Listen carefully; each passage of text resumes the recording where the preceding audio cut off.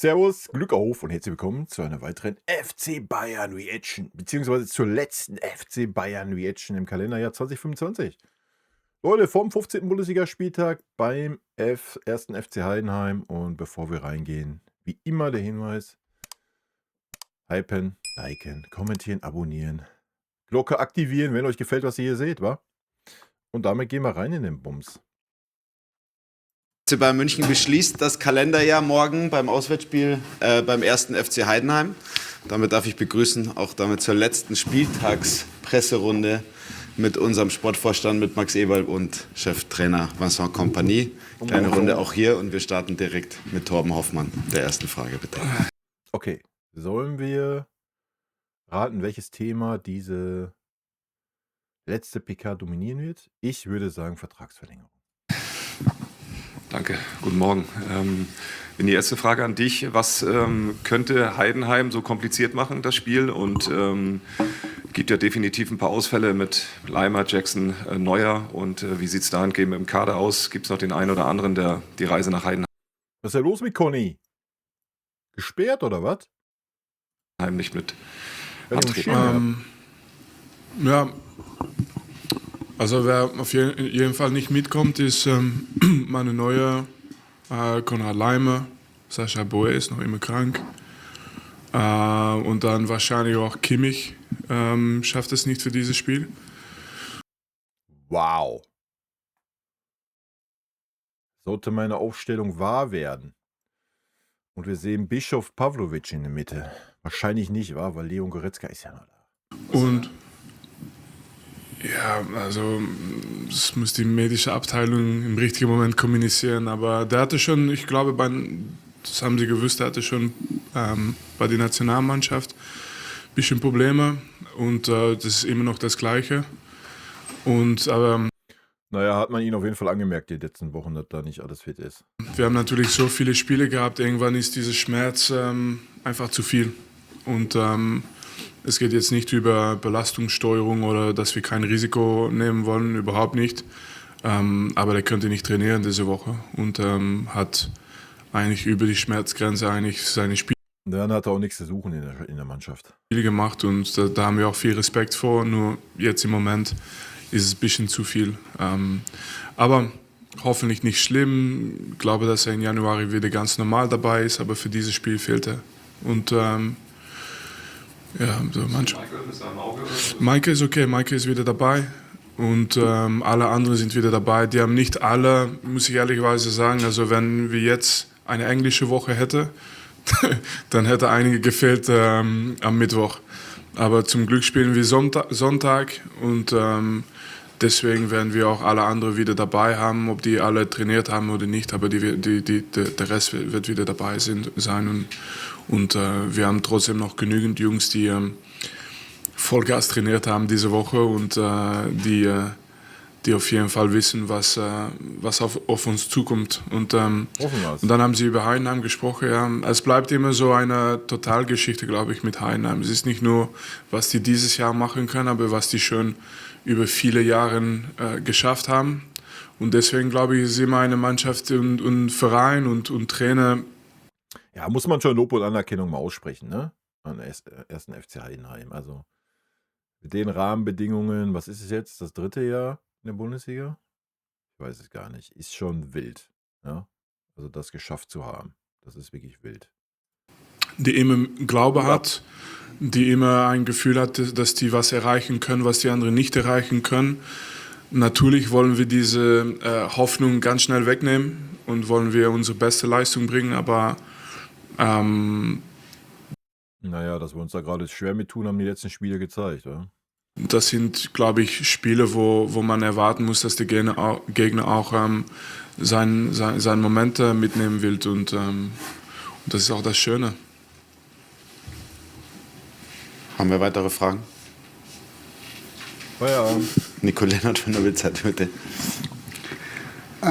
Ja, direkt anschließend nochmal auf das Heidenheim-Spiel.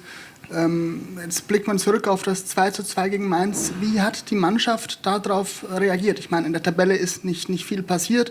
Nicht viel passiert. Wir haben einen Punkt gut gemacht. Also Vorsprung ausgebaut um einen Punkt. Was ist denn los? Vorsprung auf die Verfolger ist gleich geblieben quasi. Man ist ein Punkt mehr geworden. Ist größer geworden Ja, sogar. Ja. Junge, Alter, du arbeitest bei dem Bild oder was? Fake News wie immer, oder wie? Noch schlecht reden, dass wir einen Punkt ausgebaut haben, oder was? Ja. Wie war die Stimmung in den vergangenen Tagen? War scheiße, weil wir in 2:2 gegen Mainz gespielt haben. War unterirdisch, war niedergeschlagen, als hätten wir ein Champions League-Finale verloren. Was eine dumme Frage, Alter. Hättest du gerade selber gesagt, wir haben doch sogar noch einen Punkt ausgebaut. Wir sind 9 Punkte vor dem Zweiten, Alter. Wie soll denn da die Stimmung sein? Leute, das war schlecht. Wir haben nur 2:2 gespielt, also. Was ist denn los mit den Leuten, Alter? Mannschaft. Ja, trotzdem Gefühl, dass wir eine Reaktion zeigen müssen, auf jeden Fall. Aber ich habe nach dem Spiel, ich habe das Spiel natürlich wieder geschaut und nach dem Spiel habe ich es auch gesagt. Vom Gefühl her kann man nicht sagen, dass man ein perfektes Spiel gespielt hat, weil wir haben natürlich ein Standardtor bekommen gegen uns. Wir haben Countertor gegen uns bekommen. Das wird genau das sein, was Heidenheim hofft am Sonntag. Aber was man nicht vergessen darf, ist, wie viele Chancen wir hatten in diesem Spiel. Also wenn man schaut auf was wir eigentlich offensiv gebracht haben, dann können wir auch 3, 4, 5 Tore schießen normalerweise. Und das darfst du nicht vergessen. Also auch wenn manchmal die Ergebnis nicht stimmt, wenn das Unterschied groß ist und dein Spiel eigentlich noch einigermaßen komplett war. Ich meine, wir haben nicht viele Chancen gegen uns bekommen, wir haben viele Chancen gehabt. Dann darfst du auch nicht irgendwie glauben, dass wenn dieses Spiel wieder 10-mal spielen, dann haben wir wahrscheinlich 9-mal gewonnen. Also das passiert manchmal im Fußball und da musst du einfach wieder deine beste Form finden vor dem Tor, dass das Ding reingeht und das wollen wir jetzt Sonntag mal wieder zeigen. Klaus Bergmann, DPR, bitte. Ja, ganz gut zusammengefasst. Sehe das natürlich ein klein bisschen anders, ja, weil wir viel zu langsam gespielt haben, viel zu behäbig. Das war sogar die Jola-Endfußball, den wir gesehen haben, ja. In Schönheit und im Ballbesitz gestorben, ohne irgendwie wirklich schnellen Fußball zu zeigen und hochkarätige Chancen zu erspielen, auch wenn wir ein paar Chancen hatten. Aber ansonsten gehe ich da mit. Also man muss das jetzt auch nicht überbewerten oder zu schlecht reden. Herr Kompanie, Sie erleben dann Ihre zweite Winterpause oder Sie sind das ja aus England nie gewohnt gewesen, dass man mal eine Winterpause hat. Wie stehen Sie dazu? Also was erwarten Sie sich, was kann das bringen und wie nutzen Sie sie selbst als Trainer? Also brauchen Trainer auch mal eine Winterpause oder wir reden immer über die Spieler, die brauchen das? Es ist super.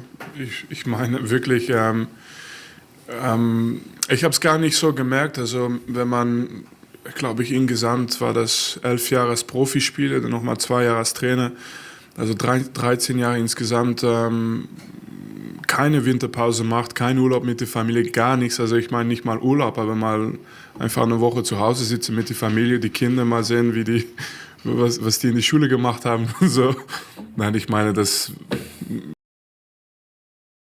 Wie die Kinder so aussehen, oder? Mal gucken zwischendurch. Mache ich auch das mache ich auch normal ganzes Jahr durch, aber ich meine nur einfach diese Woche Pause haben. Man merkt nicht, wie viel man das dann später nutzen kann, auch um diese Energie hochzuhalten. Für die Jungs in England geht es jetzt nicht nur weiter, aber nochmal extra, weil die haben noch mehr Spiele in dieser Phase. Und dann geht es einfach weiter bis WM. Und dann fängt die nächste Saison schon wieder an. Also ich kann mich noch erinnern, dass ich als Spieler manchmal in ein ganzes Jahr, ich glaube, wir haben einmal diese WM-Halbfinale gespielt in 2018 und dann habe ich, glaube ich, 6 Tage Pause gemacht in das ganze Jahr und dann wieder ein ganzes Jahr voll gemacht.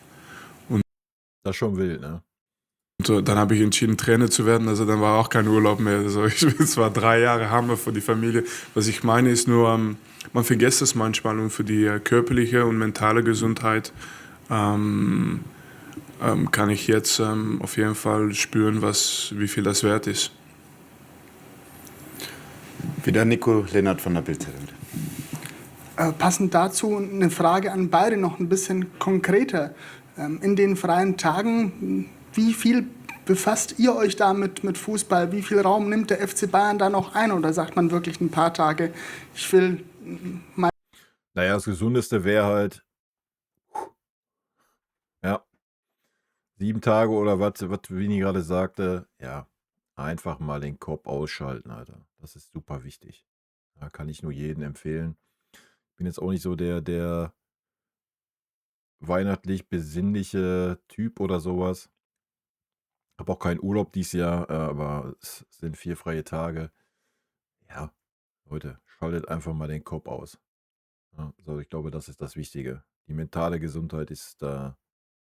Und auch wenn du so, wenn ist egal, welchen Job du hast oder sonst was, einfach versuchen, den Kopf auszuschalten, mal runterzukommen. Ich glaube, das ist ganz wichtig zwischendurch. Nichts davon wissen, wird auch mit den Spielern gesprochen oder werden die auch komplett in Ruhe gelassen? Und natürlich, wie verbringt ihr beide Weihnachten?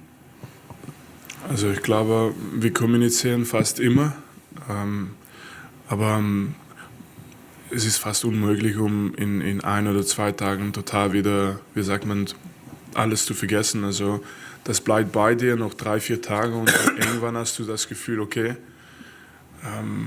Ja, das stimmt. Da gehe ich mit.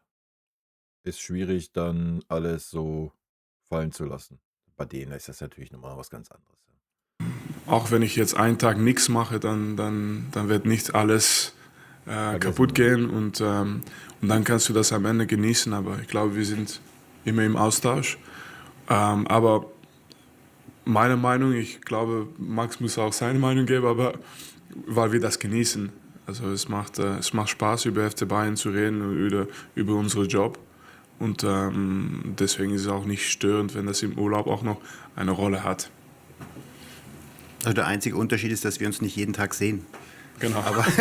Aber dass wir dann trotzdem sehr viel kommunizieren und sehr viel reden. Und du kannst es ja auch gar nicht und du willst es ja auch gar nicht weglassen. Also unabhängig davon, dass Journalisten WhatsApp schreiben und fragen, wie Stand der Dinge, kannst du es gar nicht ganz wegschieben. Aber unabhängig davon ist es eben, du hast keinen Spieltag. Und das macht so angenehm, dass du eben manchmal etwas mehr in Ruhe, etwas größer denken kannst, was den Fußball betrifft. Aber wegschieben kannst du es nicht und willst du es auch gar nicht, weil es macht wirklich Spaß. Und Weihnachten verbringe ich, glaube ich, wie ganz, ganz viele andere Menschen mit der Familie unterm Baum. Also ohne großes Tamtam, ganz entspannt. Ja, genau das Gleiche. Fangen wir wieder an bei Torben Hoffmann. Sind das alles Menschen, die haben alle die gleichen Sorgen zu Weihnachten, Leute. Ihr müsst nur die richtigen Verwandten einladen. Ja, Max, dann will ich die Frage natürlich auch direkt nochmal an dich wieder weitergeben. Also keine es laufen ja einige Verträge aus. Ist damit zu rechnen, dass möglicherweise bei einem der Spieler Vertrag nochmal unter dem Tannenbaum liegt? Oder sind das tatsächlich jetzt Geschichten, die sich komplett in die Rückrunde bewegen werden? Ja, komplett in die Rückrunde heißt also das große Bild, das wird noch alles ewig dauern. Wir reden schon länger und sind eigentlich auf einem guten Weg in dem einen oder anderen Fall.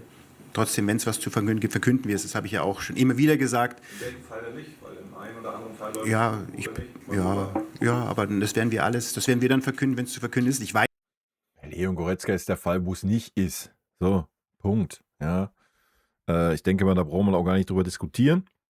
Wir haben genug Alternativen im Kader. Die Leistungen sind nicht ausreichend für den FC Bayern.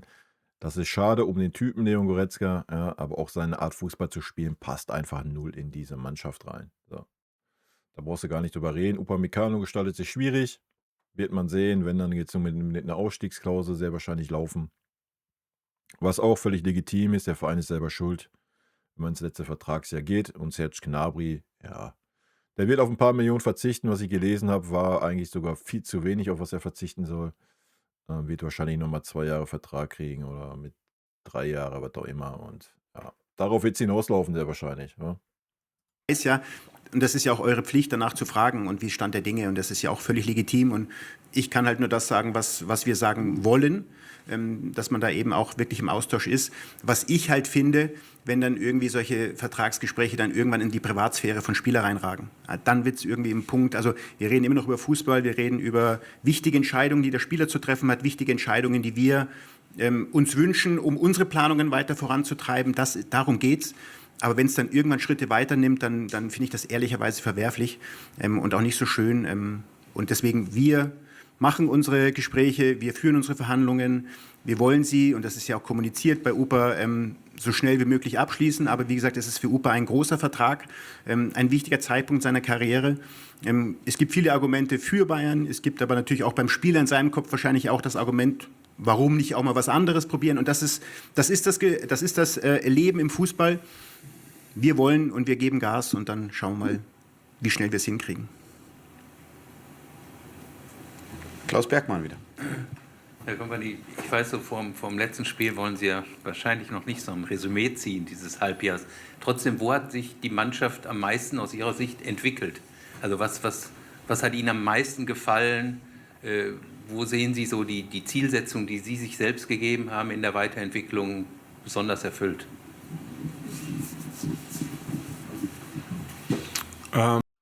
Ich würde schon sagen, in der Balance. Ja, dass wir nicht so wie im ersten Jahr wirklich 90 Minuten wie die Idioten nach vorne rennen. Das ist besser geworden, auch in den letzten Spielen schon ein bisschen schlechter wieder. Das muss man auch fairerweise sagen. Und wo sind wir nicht so gut oder haben wir uns noch nicht so gut weiterentwickelt, ist einfach die zweite Idee zu haben, was das Offensivspiel angeht. Ja, da sind wir immer noch zu sehr auf eine Idee eingefahren und entweder klappt die oder die klappt nicht. Ja, das ist eine gute Frage. Ich weiß nicht, ob wir von einem Tag auf die andere viel geändert haben. Ich glaube, wir sind schrittmäßig vom Gefühl her stabil geworden, aber natürlich das letzte Spiel hat seine Geschichte und dann kommt noch das nächste Spiel auch. Also es braucht jetzt nicht zu viele große Aussagen zu machen, auch nicht. Aber was schwierig zu sagen ist, natürlich ist, wir haben dieses Jahr einfach ganz wenig verloren. Also wir haben ganz oft gewonnen. Aber Sie wissen natürlich, im März spielen wir um die Preise. Also März, April, Mai. Und in diese wichtigen Momente wollen wir eigentlich den nächsten Schritt machen. Und das kann ich dieses Jahr kann ich nur sagen, dass wir wieder eine gute Basis gebracht haben für das nächste Jahr. Wir haben im Moment alles so gemacht, dass wir nächstes Jahr einfach in einer positiven Lage sind, alles zu versuchen. Aber ich glaube, dass die wichtigen Momente immer im Frühjahr kommen. Sagt man das im Frühjahr? Ja. Also ja, wenn ich das auf Englisch kurz sage, it's always difficult to make a summary of a year when actually you're at the beginning of the year in football. You know, we're in the beginning of the season still, or the middle of the season. Last year, and I'm talking about the whole of 2025, we won a lot of games. And then in the key moments, every now and then, either we had some injuries or we made a bad decision or something happened on the pitch that cost us maybe a trophy, but also we won 2 trophies, so the belief is that we can win more. But I think that what we have done now is put a strong base for the new year. I think we're in a good position to say, hey, you know, if we attack the Champions League, we did a lot of things right until this point. If we attack for the German Cup, we did a lot of things right until this point, and the Bundesliga. So there's not much more we can do. But that's why I'm not making the big summaries yet, you know. Klaus. Okay, er hat dasselbe nochmal auf Englisch gesagt, was er gerade auf Deutsch schon gesagt hat. Ja. Die haben die Grundlage gelegt. Und ja, ich gehe da mit. Also ein Resümee zu ziehen ist natürlich schwierig, aber ich denke mal, das war ja auch eher auf die Weiterentwicklung angesprochen und ja, da habe ich meine Meinung ja schon gesagt. Gerne nochmal. Dazu eine Nachfrage. Liegt man richtig, wenn man trotzdem bei Ihnen eine etwas andere Herangehensweise in dem zweiten Jahr dahingehend festgestellt hat, dass Sie Ihr Kadermanagement irgendwo ein bisschen angepasst haben? Also es ist ja auffällig, dass Sie wirklich viel mehr alle Spieler in einem guten Rhythmus haben. Also Das stimmt, das ist auf jeden Fall auch besser, wenn auch noch nicht da, wo man sich teilweise wünscht, aus Fansicht, ja, aber aus Trainersicht, ja, vergleich das mit letzter Saison, Alter. Ist ja die Frage, wie wird es in der entscheidenden Phase sein, ja? Weil man hat die entscheidende Phase im Kopf und da gab es nur 11 Spieler, oder 12, 13 maximal, die immer gespielt haben. Der Rest war völlig außen vor, ja. Also die Saison bisher besser und hoffentlich bleibt es so, beziehungsweise wird sogar noch ein bisschen ausgebaut, jetzt wo dann alle mal fit sind. I can be very open about this this answer. I'm going to do it in English again so I can explain myself more clearly. I can be open about this. So obviously I started 1.5 years ago, and I was like every other coach at Bayern as well. You know, you have to win, you have to get results, you have to find your starting 11 really quickly. And probably at the very first 3 or 4 months, it's not the moment to rotate as a new coach. You know, just to give the players confidence, just to give the players stability. And especially because the year before we finished third, you know. So I chose for more stability at that point. But then obviously we got later into the season, and with the injuries, I had to use the whole group anyway, and the whole group kept performing. I never had an issue with performance. It doesn't matter. Even the games where we lost, I didn't have an issue with performance. So now we are arriving into this year. We played the Club World Cup. We had very, very little holidays. We forget about this, but we had very little holidays. We go straight into the season. I think we chose to keep the let's put the squad competitive, meaning relatively small, because we knew we had Jamal coming back, Ito coming back, we had Fonzie coming back, so it was small at the beginning, but obviously it's increasing now because of players coming back. And for us to try and keep players fit was the highest priority. Plus, they have done the system and the way we play for a year to a year and a half now. So it felt like it made sense to use the team and trust them. That's all it was. And sometimes when, like we do 2-2 against Mainz, you have to accept that some people are asking why is this player playing and this player is not playing. But in the bigger picture, I think it was logical. And in the bigger picture, I think it's helped us. And hopefully at the end of this season, I can use it as a reason to say this is why we had success. But I don't have those answers yet. Ja, keine Ahnung, es hört sich jetzt so ein bisschen an, als müsste er sich dafür rechtfertigen, muss er ja gar nicht. Ja. Wenn, müsste er sich eher dafür rechtfertigen, dass es noch nicht weit genug gegangen ist, wenn man das St. Pauli-Spiel als Beispiel nimmt. Ja. Es ist völlig richtig, wenn du den Kader hast, musst du den Kader auch mitnehmen. Ja. Also, da brauchen wir gar nicht drüber reden. Du kannst dich nur auf 11, 12 Spieler setzen. Und Klaus gleich nochmal im Anschluss. Eine Frage an Herrn Eberl. Jetzt beginnt ja am 1. Januar wieder das schöne Transferfenster, worauf Sie sich sicherlich freuen, aber wir haben nichts zu tun. Ist es eine ganz andere Ausgangsposition, wenn man so gut dasteht und weiß, wir haben keinen Druck. Also es gibt ja Vereine, die stehen schlecht da, die müssen irgendwas machen und da wird der Handlungsdruck groß. Also wir müssen gar nichts machen. Punkt. Ja, solltest du natürlich irgendwie ein Talent, sonst was ergattern können, so irgendwie was gut reinpasst, let's go. Ja. Das wird im Winter eher unwahrscheinlich sein, von wegen den Preisen her. Aber ansonsten haben wir kein To-Do. Du hast vielleicht das To-Do, Sascha Boey abzugeben, weil er eh keine Rolle spielt. Leon Goretzka abzugeben, weil du genug Ersatz hast mit Conny Leimer und Tom Bischoff. Ja, Conny Leimer muss nicht unbedingt Außenverteidiger spielen, wenn jetzt Davis und Ito wieder da sind. Rafa Guerrero, I don't know. Ja, wäre vielleicht auch noch eine Geschichte. Also wir haben eigentlich nichts zu tun, was Zugänge angeht. Ich weiß nicht, ob Vincent Kompany Ihnen einen Wunschzettel gegeben hat, was er gerne haben würde noch. Aber ist Ihr Hauptfokus wirklich auf diesen Vertragsverlängerungen, also auf diesem eigenen Kader und gar nicht so sehr, dass Sie gucken müssen, was können wir denn noch irgendwo erwischen? Nein, also wir schauen nicht nach draußen, weil wir unseren Kader haben und tatsächlich ist der interne Transfer von UPA, das ist unsere oberste Priorität, haben wir aber auch schon hinreichend, glaube ich, kommuniziert. Wir haben hinreichend kommuniziert, dass 3 verletzte Spieler zurückkommen und einfach für uns wie Neuzugänge sind, die ja auch erstmal integriert werden müssen. Die müssen ja auch erst wieder auf ihr Niveau kommen. Aber das ist das, worauf wir den Fokus gelegt haben und worauf die Kaderplanung auch im Sommer ausgerichtet war.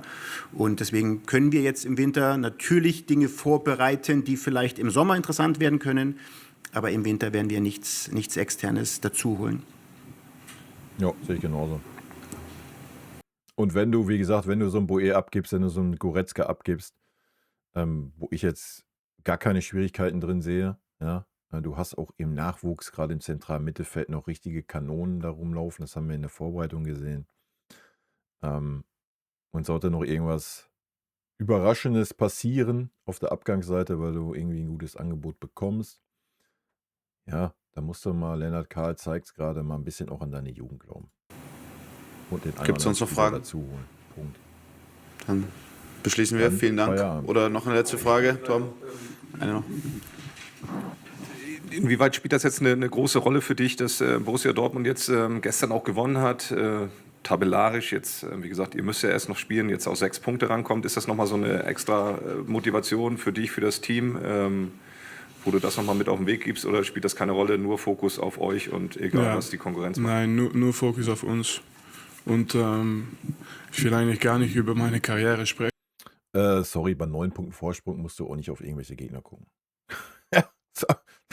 Das musst du mal ganz klar sagen, ob da jetzt 9 Punkte stehen, 6 Punkte, 7 Punkte, 8 Punkte, wen interessiert. So, da können wir mit anfangen, wenn es 3 Punkte sind. Selbst dann haben wir noch ein Torverhältnis von 30 Punkte plus, also können wir mal gucken, wenn es 2 Punkte sind. Ja, dann könnten wir vielleicht mal gucken, oh, wie spielt gerade der Konkurrent. Ja, aber nicht bei 9 Punkten Vorsprung, Alter. Ich habe es mitgemacht, dass wir einen Titel gewinnen auf die letzte Sekunde von einer Saison. Und diese Mentalität musst du haben. Also auch wenn es am letzten Spieltag passiert, ich hoffe nicht. Ich hoffe, dass wir noch weiter unsere Siegen holen in diese Bundesliga. Aber ich meine, die Mentalität ist immer, dass man einfach das Ding gewinnt und nicht zu viel schaut auf die anderen. Und das heißt, jetzt Heidenheim ist unser Spiel und was die anderen machen, ist für uns, spielt keine Rolle. Ja. Damit vielen Dank und bis morgen in Heidenheim. Danke.